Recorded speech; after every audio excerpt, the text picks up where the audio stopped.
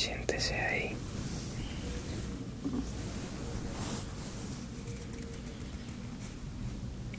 Sí, sé que tiene muchas inquietudes y que ha venido a resolverlas.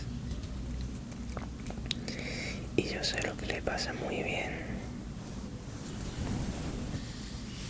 Por eso está aquí, ¿verdad?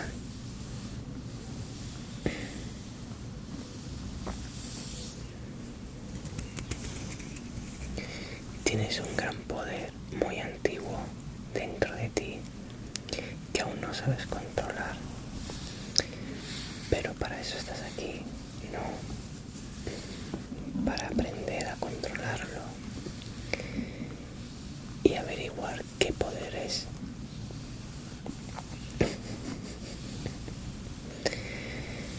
Aún creo que no te haces a la idea.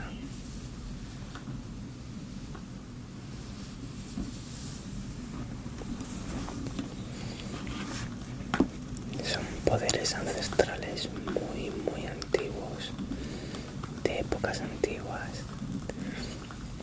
y muy pocas personas tienen ese poder dentro.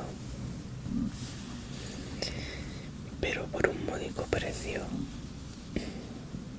Claro, esto no es gratis.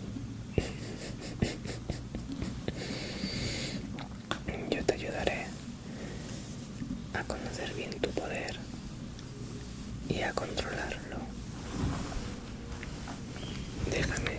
Dame tus manos. Así, muy bien.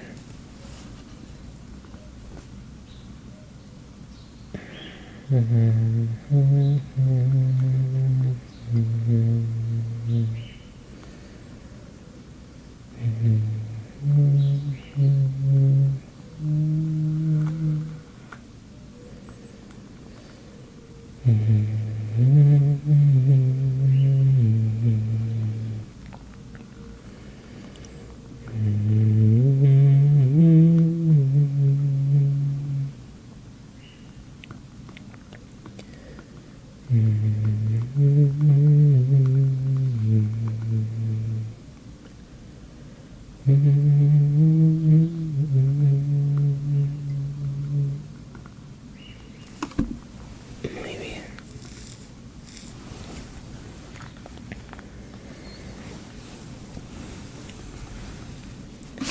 Ya he visto el antepasado que ronda dentro de ti. Y ese es el gran Thor.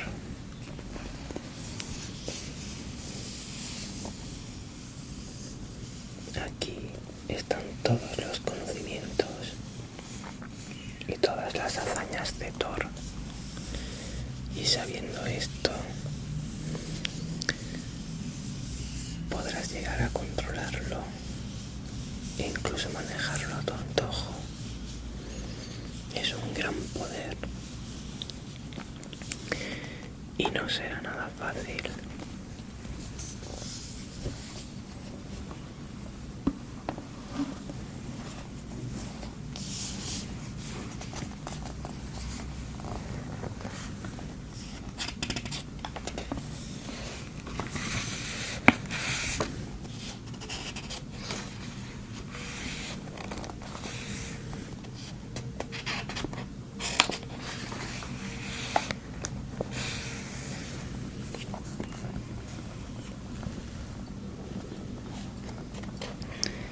Ya sabes quién es Thor.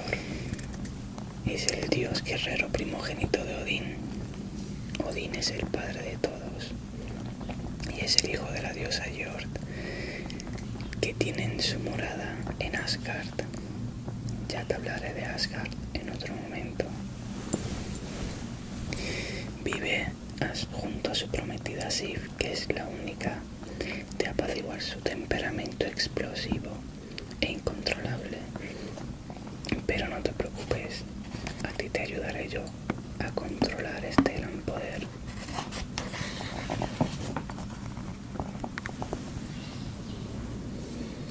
Bueno, para poder controlar este poder, no solo tienes que conocer quién es Thor, sino que tendré que contarte muchas historias que al principio te parecerán que no tienen ningún sentido, pero ya verás cómo poco a poco las irás entendiendo.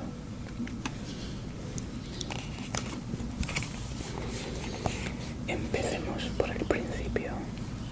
La casa se alzaba sobre una pequeña colina cerca de la costa, a poca distancia de una playa de arena gris y de un mar de oscuras aguas siempre embravecidas. Las ventiscas eran constantes y llegaban de forma violenta, cargadas de una gelidez cruel y antinatural. El joven Thialfi arrancaba del suelo helado raíces muertas. A sus escasos 15 inviernos tenía las manos tan encallecidas que apenas sentía dolor.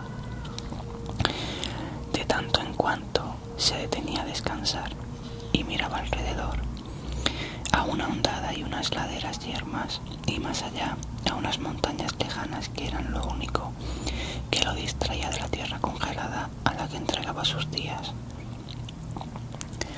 A su lado, su hermana, Röskva, se frotó la espalda dolorida y, como él, se tomó un pequeño respiro mientras escrutaba el cielo nublado.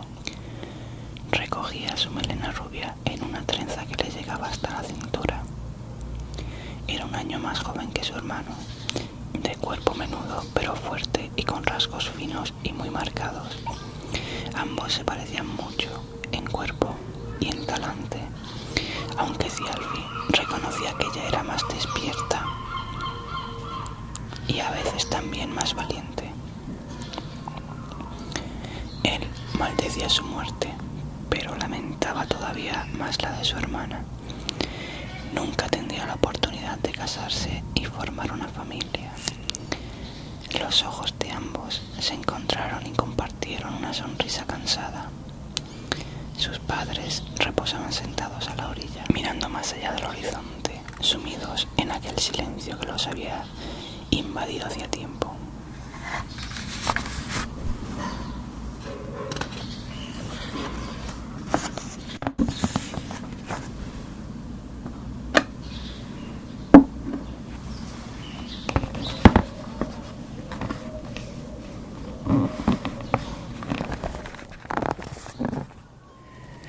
Los hermanos lo habían intentado todo para devolverles el ánimo de vivir, pero sin éxito. Una extraña fatalidad, o quizás un sortilegio maligno, les había nublado las emociones, desentendiéndolos de la granja, de su familia y de ellos mismos. De no ser por Thialfi y Röskva, tal vez hubieran muerto de hambre.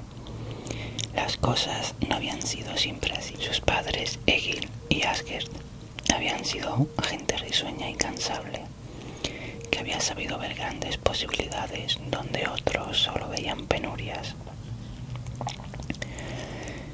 Se habían empleado en la granja de un importante propietario cerca de uno de los grandes lagos, un lugar apacible rodeado de bosques y de tierras fértiles. En invierno, la superficie del lago se helaba y los niños se deslizaban sobre ella, calzados con patines de hueso. ¿A qué te recuerda eso? Hay muchas cosas que el hombre moderno se cree que ha creado, y muchas de esas cosas ya vienen de sus propios antepasados. Bueno, sigamos.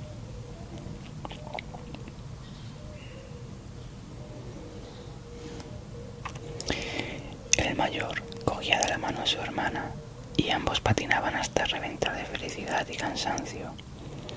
Esos tiempos de paz se truncaron cuando el padre, y con él muchos otros, se vio arrastrado por su señor a una de sus guerras. A su regreso, la mala suerte los golpeó con saña.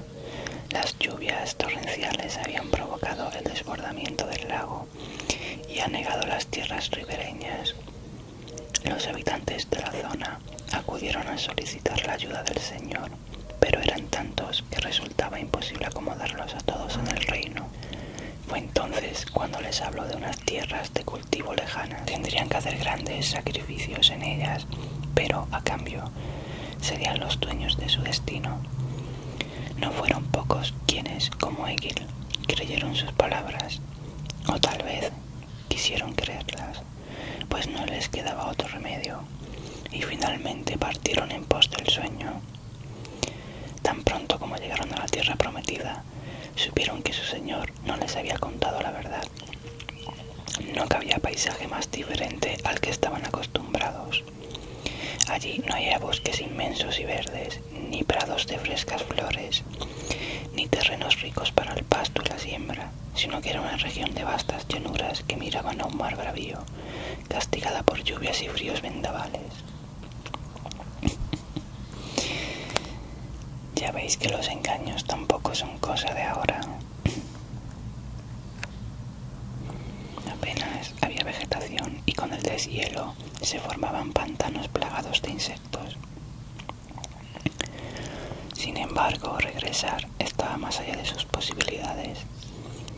No tenían lugar en ninguna otra parte, ni fuerza de ánimo para volver atrás. Cuando llegó el momento de que cada uno buscara su propia suerte, las distintas familias acordaron llevar a cabo un ritual para escoger la dirección en que partiría cada cual. Esperaron a que el cielo de la noche se cubriera con aquellas hermosas y espectrales luces verdes que se veían a veces en su añorada tierra.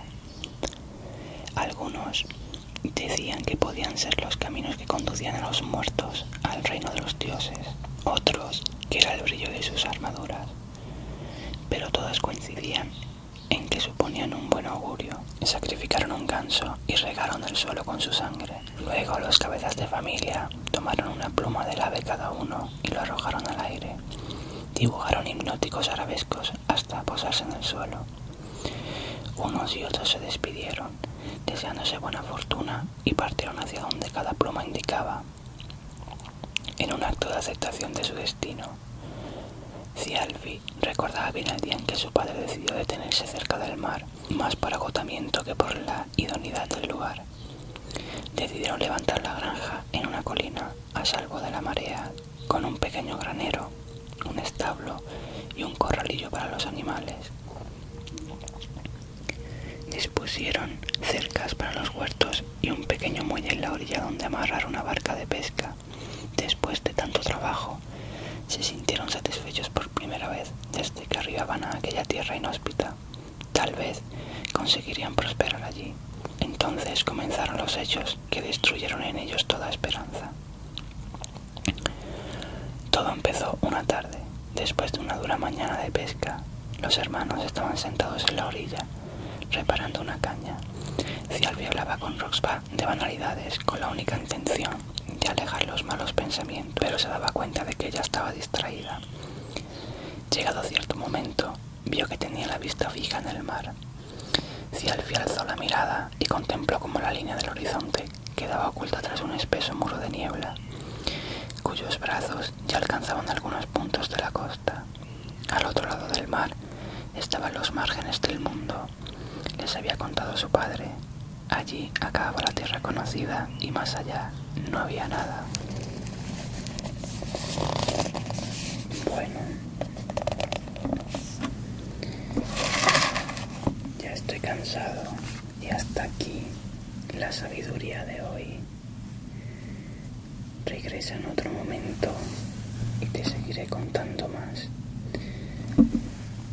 Sé que dentro tienes muchas dudas y aún piensas que esto no te está sirviendo de nada. Pero créeme, poco a poco irás entendiéndolo todo y esto irá activando la forma de controlar tu poder. Regresa mañana y conocerás más historias de tu antepasado y así podrás llegar a conocerte.